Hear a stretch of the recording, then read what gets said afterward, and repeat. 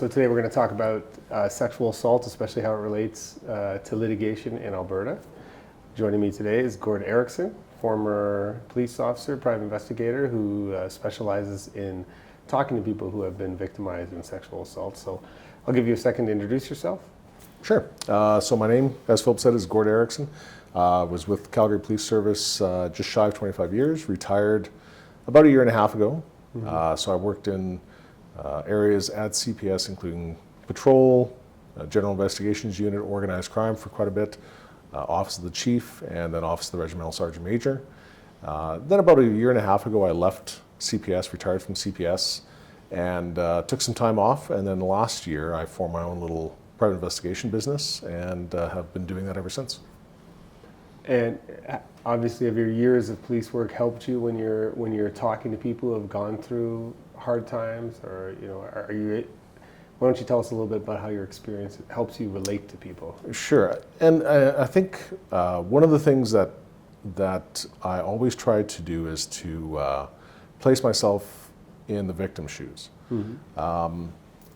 I think that one of the biggest factors in being successful in investigations is not just the investigation itself, but building the relationships, making the connection, being able to talk with people, understanding where they're coming from, understanding what their needs are, and also being able to place yourself as well in the offender's position sometimes, just to try to understand why they did what they did. And I think more importantly than anything else is just communication. There's a lot of life skills that you learn from police work, interviewing skills, interrogation skills, investigative skills, and it's great to be able to take all those skill sets and use them outside of the police world and do something in the private investigation line of work. And it's great because I enjoy it, because I'm working for myself, I'm doing what I enjoy doing, and so far, I think I've done about 35 cases, and just really enjoy working with people. Yeah, it must be a relief. Now, today we're talking about sexual assault victims and what remedies they have. Maybe you could tell, I know people will be watching this who have been assaulted in the past and are scared to talk about it, scared to come out, scared to go to the police, scared to tell their family. What do you say to somebody who has been traumatized, raped, sexually assaulted, but is scared, to talk about it? Well, I think, one of the hardest things for anybody to be able to do is to actually open up and be honest about what's happened to them. For sexual assault victims, for those survivors, they will repress and hold those things back sometimes for years, if not decades. And I'm just working with somebody right now who's kind of working through that process. Extremely difficult, emotional, sometimes cathartic, in the sense that they've finally been able to expunge themselves of that experience, be honest about it. But knowing what they can do and where they can turn to next is another important facet. So that's where working with professionals like yourself in the litigation area comes in. It wears you down. I know that I was a prosecutor, or assistant crown attorney, and because I was good talking to people and making them feel safe, I ended up getting assigned most of the rape cases, and then the rape cases involving children, because it's really difficult. You have to put a kid on the stand to tell their story, but it can wear you down, but it's rewarding. That's why I like doing it now that I've left the prosecutor's office, and so now I can get people some money for what they've suffered, because a lot of people have internalized their suffering for decades, and it's affected their ability to go to school or to achieve what they wanted, because they've been carrying this horrible secret. And as you said, it's very cathartic. I find it's cathartic for them when they can finally talk about it, and then eventually the only way they ever kind of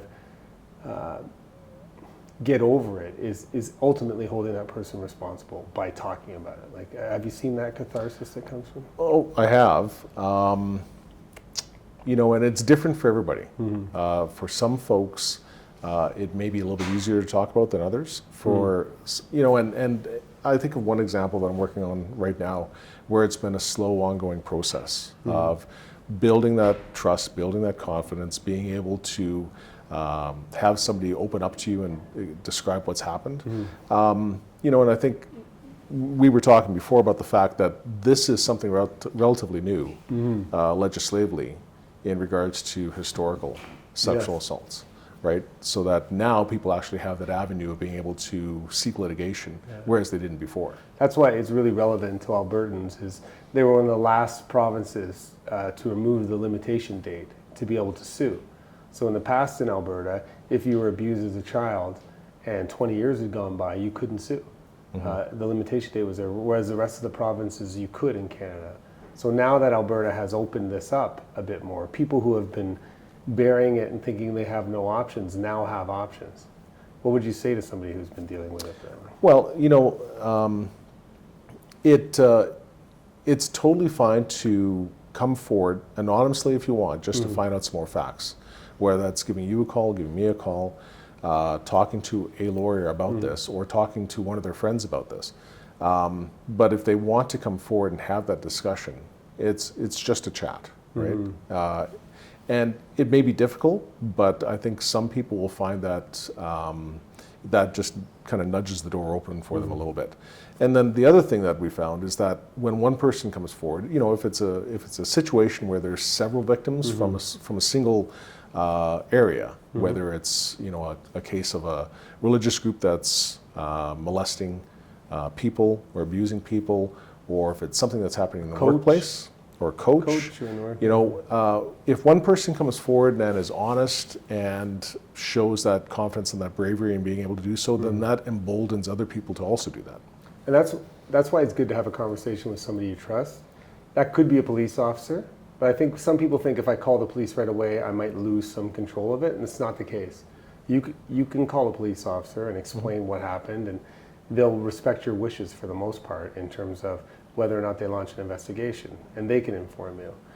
The nice thing about contacting a law firm is that you have solicitor-client privilege. So nothing you say to a lawyer can be shared without your permission. So if you want to talk to somebody who knows about this type of thing, if you go and talk to a lawyer, that is strictly confidential. It can't be used for anything else. Because a lot of people don't feel comfortable talking about it to their family. You've seen it, I've seen it. There's a family dynamic. The person who abused them is a respected person in the family, in the community, in the church. So if they bring it up to somebody in that circle, they'll be told to shut up, suck it up, or they fear they won't be believed. Right? And what I like about what we're doing is there is an option for people to communicate with somebody who knows this area and do so safely. And in the world of Zoom, you can even hop on a Zoom and talk to somebody, but in person is nice. I find it saddens me to see how long people carry this trauma without talking about it. It affects how they look at their kids, how they deal with their spouse, and usually I see after that first meeting where they kind of open up and they know it's okay to talk about it, just a flood of emotions. It's like they can finally let something out of them. I know we work together on some of these cases, and the reason why is because even though you're a large man, you have this gentle and safe demeanor about you. If somebody was to call you and say, hey, I wouldn't mind asking you what my options are, like how would you approach talking to somebody who had been traumatized years ago? Well, I mean, if they're comfortable talking to me about what happened to them, we can certainly discuss, that incident or incidents that occurred. But like you say, I always prefer to meet people face to face. There's something about that human connection, right? That you just can't get on a Zoom call or a telephone call. So it's always better to meet face to face. And they can bring a friend too, right? Oh, absolutely. If they have somebody who they trust, that often that people they feel so alone if they can bring a friend. And if it's a younger person, they can certainly bring. It doesn't have to be their parent, but preferably it would be an adult guardian or somebody that they know well to be able to chat with. But it's a matter of just sitting down, talking about what's happened, and then explaining some of the options available to them. There's no statute of limitations for somebody to go to the police. I guess what is the difference? What's the threshold for litigation in a civil matter for a sexual assault versus a criminal charge? I think everybody needs to know. So criminal charge, as you know, as a police officer, it's difficult to prove a criminal charge. You have to get beyond a reasonable doubt, which for people who are listening, that means from a scale of 0 to 100, generally a judge or a jury would have to be between 85 and 92% sure that it happened. So it's not just it's likely that it happened. You have to be sure beyond a reasonable doubt. And that's why sometimes you'll see people who did the crime, but they'll be found not guilty because they just didn't get to that threshold. Civil litigation provides a different, kinder alternative to people because the threshold is 51%. On that 0 to 100 scale, all you have to do is convince a judge or a jury 51%. They just have to believe at the level of 51% that the person did it. And in a civil litigation case, you win and you can get your money. So it's a far less onerous threshold. And I've had multiple cases where somebody went to trial, they got off on a technicality, and we sued them and got huge amounts for them because the threshold is only 51%, and they couldn't get to the 85, but we can easily get to the 51.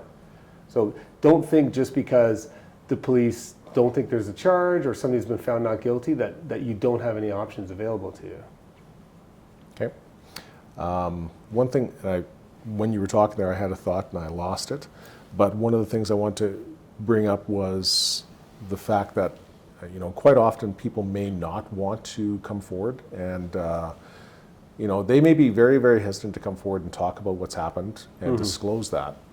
But once they do, what's interesting is that other people, I think you mentioned it, the fact that there's some strength in numbers, and that the likelihood of a successful litigation also increases the more victims come forward. True. Right? So if you've got one victim that comes forward, that case is strengthened by the number of other victims that come forward because they will typically have a consistent story. Yes. Typically these predators have a pretty standard MO that they stick by because it's successful for them. Yeah. And so each of those victims will probably have a very, very similar story.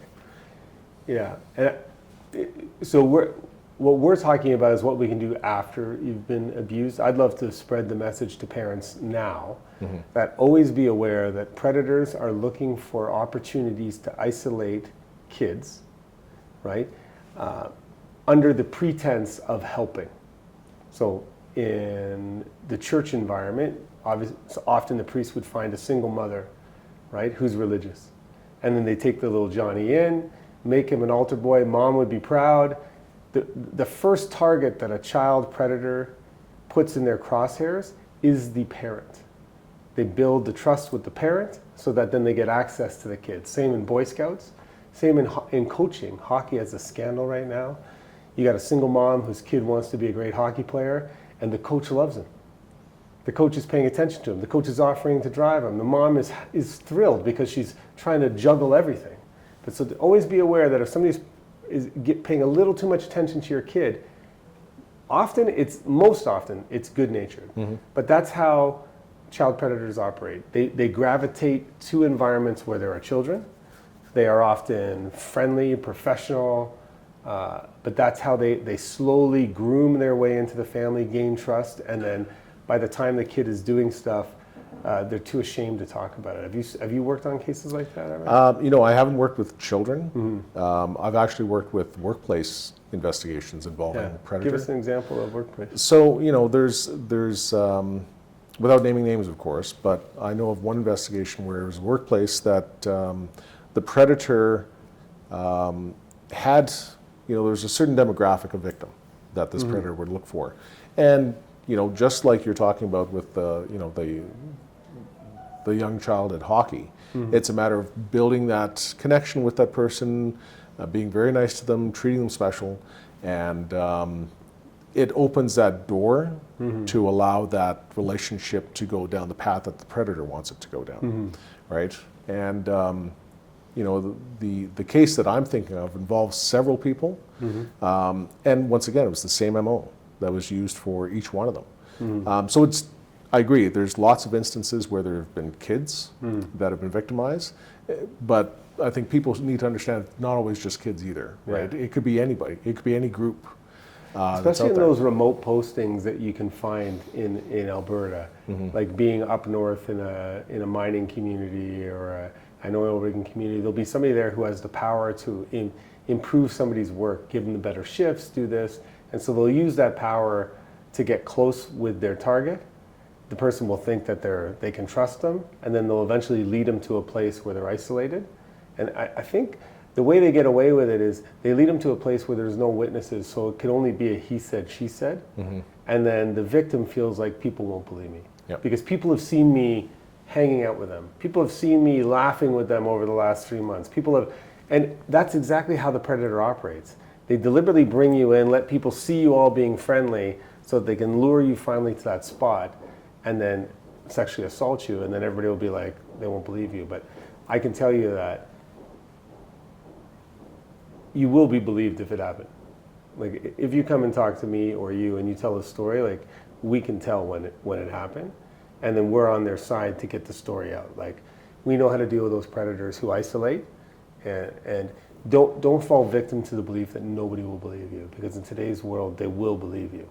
And because the people who are good at this, good at preying upon vulnerable people, they're good because they know how to make it to get you in a place where you feel uncertain. Oh, and they're sociopaths. Yeah. But they don't care about your emotions. They're only after one thing, right? And, when you talk about somebody coming forward to talk to us about these things, we've got steps that we need to take, or I have steps I need to take to ensure the validity of the complaint, right? The integrity of the investigation, to look for more victims, to be able to determine, because quite often there's truth and there's areas of gray around the truth, right? And, a lot of these victims suffer from PTSD.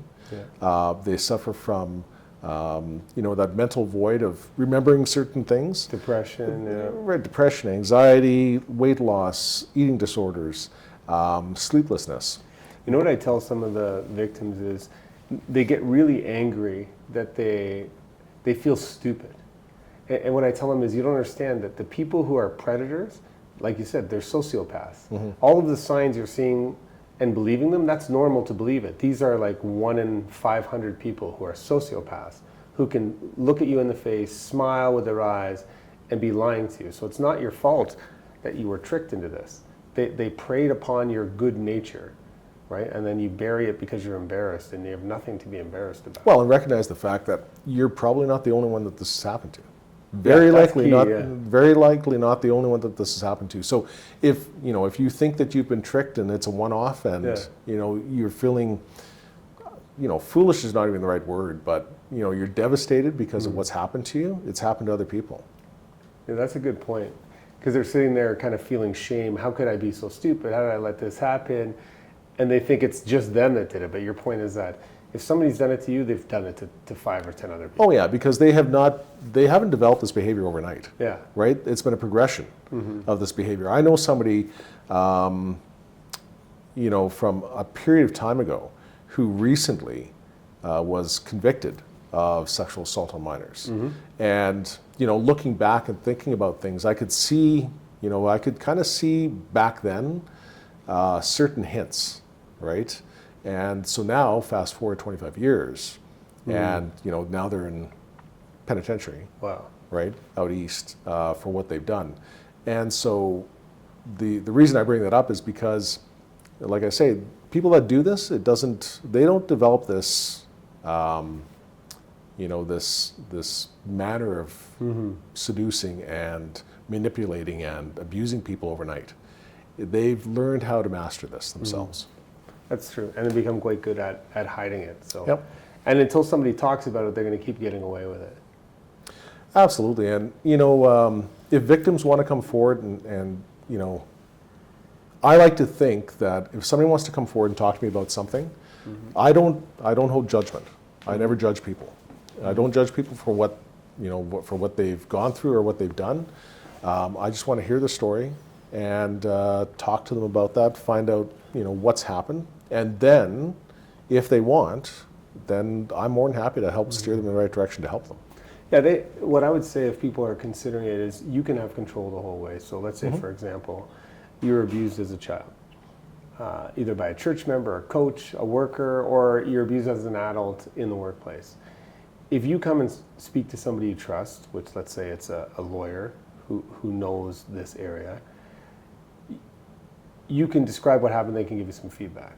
Now, what I've done with some people say, okay, look, the next step I would suggest is let's go to the police and I'll go with you. So you're safe. You'll still have control at every step. But the police have powers, like they can do the investigation, kind of protecting them. And if the police lay the charge and the person pleads guilty, then the lawsuit is a slam dunk. Because a conviction or a guilty plea is automatic liability in a civil proceeding. So if you can get the police to go and do the work and get this guy to plead or to be convicted in trial, now you have a slam dunk case on the civil litigation side. But the process that we would do generally is somebody would call the office and reach out and say, can I speak to somebody?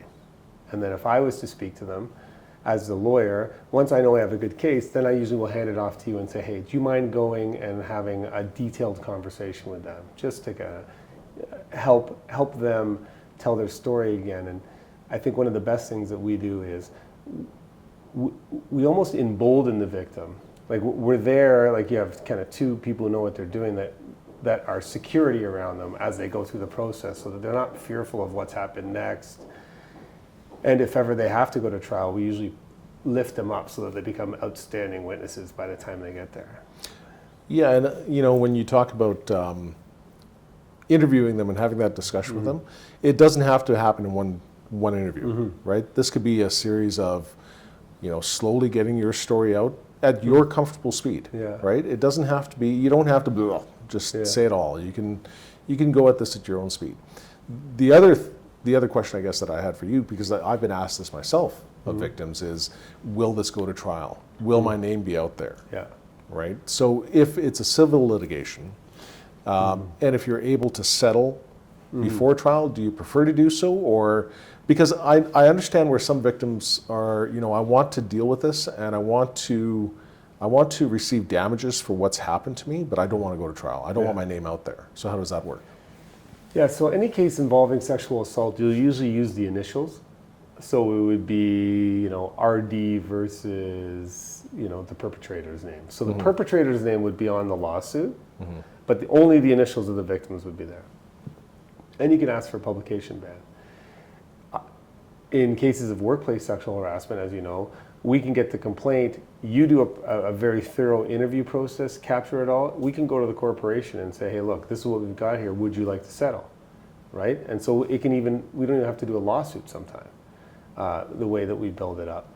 But most of these lawsuits settle. Very few go to trial, but sometimes you have to be prepared to go to trial in order to get justice. And if the other side doesn't think you're prepared to go to trial, they'll never write the check that they should. So it's a balancing act. They need to know that you have a team that can actually take them to trial and win, because especially on those first, like the first priest trials with Glendenning and Sylvester, the church fought those, you know, but these were priests who had been moved 5 times and raped 8 people in each time they were moved. But that first trial, the church fought.